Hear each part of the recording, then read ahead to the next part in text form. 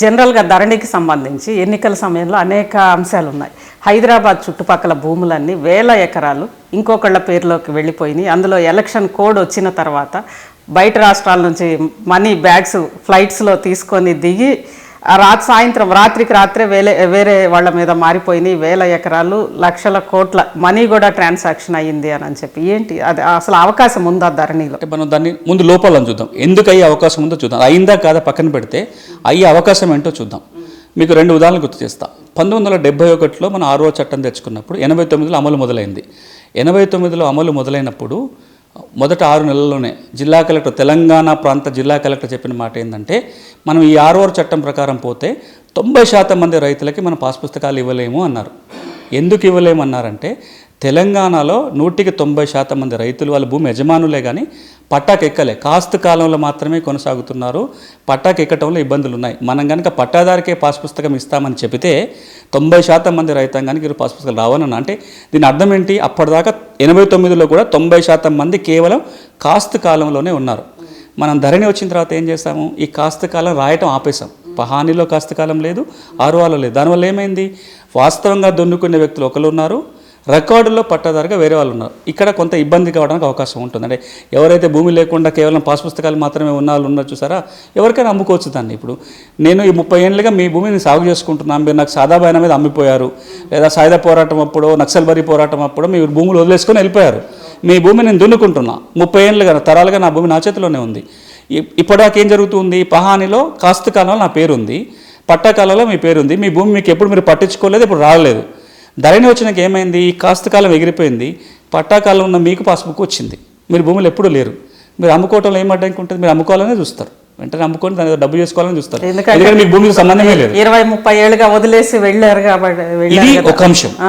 ఇక రెండో అంశం ఇది కాస్త చాలాసార్లు ఇంతకుముందు ప్రతిపక్షాలను కూడా పెద్ద ఎత్తున పెద్ద ఎత్తున గడిచిన 5 ఏళ్ళుగా, అంటే ఎస్పెషల్లీ ధరణి వచ్చినప్పటి నుంచి మాట్లాడింది ఏంటంటే, కాస్తు కాలం తొలగించడం వల్ల తెలంగాణలో చాలామందికి పెద్ద ఎత్తున నష్టం జరిగింది. తరాలుగా యజమాని అయ్యుండి కూడా పట్టాకాలంకి ఎక్కకుండా కేవలం కాస్తు కాలంలో ఉన్న వాళ్ళు ధరణి వచ్చినాక ఇబ్బందులు పడ్డారు, వాళ్ళ భూమి నుంచి తొలగించబడ్డారు, లేదా వాళ్ళకి మళ్ళీ డబ్బులు తీసుకున్న తర్వాతనే పట్టాలు చేస్తారు. మనం చాలా విన్నాము. ఈ రూపకంగా కొంత ఇట్లాంటి జరిగే అవకాశాలు ఉన్నాయి. ఇక రెండోది, ధరణి వచ్చేంత వరకు భూమి రికార్డులు రెవెన్యూ శాఖ దగ్గర ఉన్నాయి. పహాని ఊళ్ళో పటవారి దగ్గర, తర్వాత విఆర్ఓ దగ్గర ఉండేది. ఆ పాత రికార్డులన్నీ తహసీల్ ఆఫీస్లో ఉండేటివి. 6R రిజిస్టర్ తహసీల్ కార్యాలయంలో ఉండేటివి. ఆ తర్వాత అది కంప్యూటర్కి ఎక్కిన తర్వాత కూడా వెబ్ల్యాండ్ పేరుతోటి కావచ్చు, మీ భూమి వెబ్ పోర్టల్ పేరుతో కావచ్చు, CCLA కంట్రోల్, NIC నిర్వహణలో రికార్డులు ఉండేటివి. తర్వాత ఏమైంది? ఈ ధరణి పోర్టల్ నిర్వహణ ఒక ప్రైవేట్ కంపెనీ చేతికి వెళ్ళిపోయింది. దాని మీద ఇప్పుడు పెద్ద ఎత్తున విమర్శలు వచ్చినాయి. నిన్న మొన్న ముఖ్యమంత్రి గారు అసెంబ్లీలో మాట్లాడుతూ కూడా చాలా వివరాలు చెప్పారు ఆయన, ప్రైవేట్ కంపెనీ చేతికి పోతే. ఇవన్నీ లోతుకు వెళ్ళను కానీ, సాఫ్ట్వేర్లో మీరు ఎవరి ఆథరైజేషన్ లేకుండా బ్యాక్డోర్కి వెళ్ళి డేటా మార్చే అవకాశం ఉందని చెప్తున్నారు నిపుణులు. చెప్తున్నారు, నేను చెప్పడం కాదు, సాఫ్ట్వేర్ నిపుణులు చెప్తున్నారు.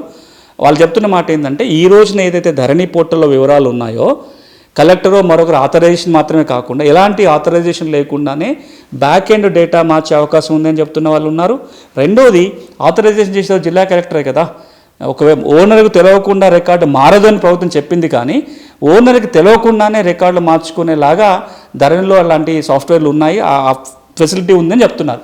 మరి అట్లా అన్నప్పుడు ఎవరి భూమి ఎవరైనా మార్చుకోవచ్చు.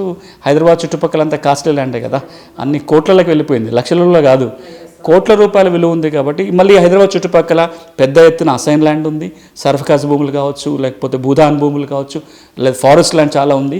ఇవన్నీ కూడా రికార్డులలో నేచర్ ఆఫ్ ల్యాండ్ మార్చుకోవటము, లేదా ఆ పట్టదారి పేరు ఉంది అని భూములు లేని వాళ్ళు చేయటము, ఇట్లాంటి ట్రాన్సాక్షన్ జరిగినాయి. అది కేవలం హైదరాబాద్ చుట్టుపక్కల కాదు, తెలంగాణ వ్యాప్తంగా కూడా కొన్ని లక్షల ఎకరాలు రైతులు తమ భూములని ధరణి వల్ల కోల్పోయారని ఇప్పుడు కనపడుతుంది. అది యాక్చువల్గా ఏం జరిగిందో తెలవాలంటే ప్రభుత్వం చెప్తున్నట్టుగా ఫోరెన్సిక్ ఆడిట్ చేస్తామని అన్నారు. ఫోరెన్సిక్ ఆడిట్ జరగాలి. దాంతోపాటుగా ఇప్పుడు కొత్త చట్టంలో భూదార్ కార్డు ఇస్తారని ఒక ఫెసిలిటీ ఉంది. Temporary Bhudhaar card, permanent Bhudhaar card. Survey చేస్తే పర్మనెంట్ కార్డు వస్తుంది. టెంపరీ భూదార్ ఎప్పుడు ఇస్తారంటే, ఉన్న రికార్డులన్నీ పరిశీలించి అన్ని సక్రమంగా ఉంటే టెంపరీ భూదార్ ఇస్తారు. ఈ టెంపరీ భూదార్ ఇచ్చే ఎక్సర్సైజ్ కనుక తెలంగాణ ప్రభుత్వం వెంటనే చేస్తే ఇవన్నీ కూడా బయటకు వస్తాయి. ఎందుకంటే 14లో ఏముందో రికార్డు చూడాలి, ఇప్పుడు రికార్డు చూడాలి, అవన్నీ పోల్చితేనే టెంపరీ కార్డు ఇస్తారు. సో ఎవరైనా తప్పుగా కనుక భూములు మార్చుకుంటే అవన్నీ బయటపడతాయి. ఎంత అనేది చెప్పలేము, కానీ ఇప్పుడు నేను చెప్పిన వివరాలు ఏంటంటే అట్లా జరగడానికి సాఫ్ట్వేర్లో కావచ్చు, లీగల్గా కావచ్చు అవకాశాలు ఉన్నాయి. జనరల్గా అసలు మీ పరిశీలనలో ఎన్ని వేల ఎకరాలు సిటీ చుట్టుపక్కల ఇలా మారిపోయి ఉంటాయి అంటారు? అంటే ఒక అంచనా ఏంటంటే తెలంగాణ వ్యాప్తంగా ఎంత లేదన్నా ఒక 10 నుంచి 20 లక్షల ఎకరాల భూమి పట్టాకెక్కకుండా యజమానుల చేతుల్లో ఉంది. యజమానికి పట్టదారికి తేడా ఉంది. నేను ఓనర్ కావచ్చు, నేను ఇంకా రెవెన్యూ రికార్డుకి ఎక్కలేదు. నేను రెవెన్యూ రికార్డుకి ఎక్కనంత మాత్రం ఓనర్ కాకుండా పోను. నాకు అడ్వైస్ పొజిషన్ ద్వారా వచ్చి ఉండొచ్చు, సాదాబైనామా ద్వారా వచ్చి ఉండొచ్చు, ఇంకొక మార్గంలో నేను భూమి యజమాని అయి ఉండొచ్చు, పట్టాకి ఎక్కలే, కేవలం కాస్త కాలంలో ఉన్నా. ఇలా 10 నుంచి 20 లక్షల ఎకరాల భూమి ఇప్పుడు చాలా వరకు వేరే వాళ్ళ చేతికి వెళ్ళిపోతుందని ఒక ఫిగర్ అయితే. రెండోది, నిషేధిత జాబితాలో ఉన్న భూములు కూడా, నిషేధిత జాబితాలో ఏం భూములు ఉండాలి? ప్రభుత్వ భూమి, అసైన్మెంట్ భూమి, ఫారెస్ట్ భూమి, ఎండోన్మెంటు, వక్ఫ్, ఇవన్నీ కూడా నిషేధిత జాబితాలో ఉంటాయి. ఎందుకంటే వాటి రిజిస్ట్రేషన్ చేయకూడదు కాబట్టి. కానీ ఇట్లా నిషేధిత జాబితాలో ఉన్న భూములు కూడా దాన్ని మార్చుకొని కొన్ని లక్షల ఎకరాల చేతులు మారినట్టుగా కనపడుతుంది. మొత్తంగా ఒక రఫ్ ఎస్టిమేట్ అంటే 10 నుంచి 20 లక్షల ఎకరాల భూమి తప్పుగా వేరే వాళ్ళ చేతికి వెళ్ళిందని ఒక అంచనా. ఇది వాస్తవంగా బయటపడాలంటే కనుక ఫోరెన్సిక్ ఆడిట్ కనుక జరిగితే ఎగ్జాక్ట్గా తెలుస్తుంది. జరిగే అవకాశం ఉందా? కొత్త చట్టం ఇలాంటి వాటికి పరిష్కారం ఇస్తుందా? ఇప్పుడు కొత్త చట్టం వస్తే 2 జరగబోతున్నాయి. ఒకటి, ఇప్పటికే ప్రభుత్వం ఒక నిర్ణయం తీసుకొని ఈ ధరణి ఎప్పుడైతే భూభారతిగా మారుతుందో ఆ సాఫ్ట్వేరు మొత్తం రికార్డు నిర్వహణ అంతా కూడా కేంద్ర ప్రభుత్వ సంస్థ అయిన NIC చేతిలో ఉంటుంది. నేషనల్ ఇన్ఫర్మేటిక్స్ సెంటరే దాదాపుగా 16 రాష్ట్రాల ల్యాండ్ రికార్డ్స్ పోర్టల్ని వాళ్ళే మేనేజ్ చేస్తున్నారు. ప్రభుత్వ రంగ సంస్థ కాబట్టి డేటా సేఫ్టీ ఉంటుంది. వాళ్ళు బ్యాక్డోర్లో మార్చడం లేదా ఇంకో రకంగా జరగడానికి కేంద్ర ప్రభుత్వ సంస్థ కాబట్టి అవకాశం ఉండదు. అది ఆల్రెడీ అప్పచెప్పారు. డిసెంబర్ 1వ తారీఖు నుంచి ట్రాన్సాక్షన్ మొదలైంది. కొత్త సంవత్సరంతో పూర్తిగా NIC టేక్ ఓవర్ చేసుకుంటుంది. ఒక ఇబ్బంది ఉండదు. చట్టం కూడా ఏం చెప్తుందంటే, మనకి కొత్తగా రాబోతున్న భూభారతి చట్టం ఏదైతే ఉంటుందో రికార్డులో ఒక మాన్యువల్ కాపీ కూడా పీరియాడిక్గా తీసి ప్రింట్ తీసి పెట్టాలని చెప్తుంది. డిజిటల్ రికార్డుతో పాటుగా మనకు మాన్యువల్ రికార్డు ఉంటుంది. అంటే మాన్యువల్గా రాయటం కాదు, ఏదైతే భూభారతి పోర్టల్లో రికార్డు ఉంటుందో సంవత్సరానికి ఒకసారి ప్రింట్ తీసి వెరిఫై చేసి గ్రామాల్లో కూడా ఒకసారి పంపి, గ్రామంలో రాబోయే రోజులు ఎవరైతే రెవెన్యూ అధికారి రాబోతున్నారో వాళ్ళ కొంత వెరిఫికేషన్ చేసి ఈ రికార్డులు అంతా ఉన్నాయో ఏమైనా తప్పులు ఉన్నాయో చూసుకొని వాటిని సవరించుకోవడానికి అవకాశం ఉంటుంది. ఈ మాన్యువల్ కాపీ కనుక మనం దాచిపెట్టుకున్నట్లయితే కంప్యూటర్లో ఏమైనా పొరపాటు జరిగినా పోల్చుకొని చూసుకోవడానికి ఉంటుంది. మనం కంప్యూటర్ రికార్డు ఎందుకు తెచ్చినాం? కాగితాల వల్ల తప్పు జరుగుతుందని కంప్యూటర్ తెచ్చినాం. కంప్యూటర్ తప్పు చేయదా? ఎస్ఆర్ శంకరన్ గారు, ఆయన మా పేదల IAS అని పేరు, ఆయన కంప్యూటరీకరణ జరిగినప్పుడు ఆయన సెక్రటరీగా వారు ఉన్నారు. ఆయన చాలా సందర్భాలలో ఈ ల్యాండ్ రికార్డ్స్ కంప్యూటరైజ్ గురించి ఒక మాట అనేవాళ్ళు. ఒక సందర్భంలో నేను వారితో డాష్ షేర్ చేసుకుంటున్నాను. నేను డాష్ మీద ఉన్నప్పుడే వారు ఆ మాట కూడా చెప్పారు. ఏమన్నారంటే, if you put garbage in computer it only give you garbage out. చెత్త పెడితే చెత్తనే ఇస్తుంది. ఒకటి. రెండోది, మనం ఎంత కంప్యూటర్గా మాట్లాడుకున్నా భారతదేశం లాంటి దేశంలో ఊళ్ళో అరక దున్నుకుంటున్న రైతుకు యాక్సెస్ అంటే మళ్ళీ కాగితమే. కాగితం ఉంటేనే భద్రత, కాగితం ఉంటేనే చూసుకోగలుగుతాడు.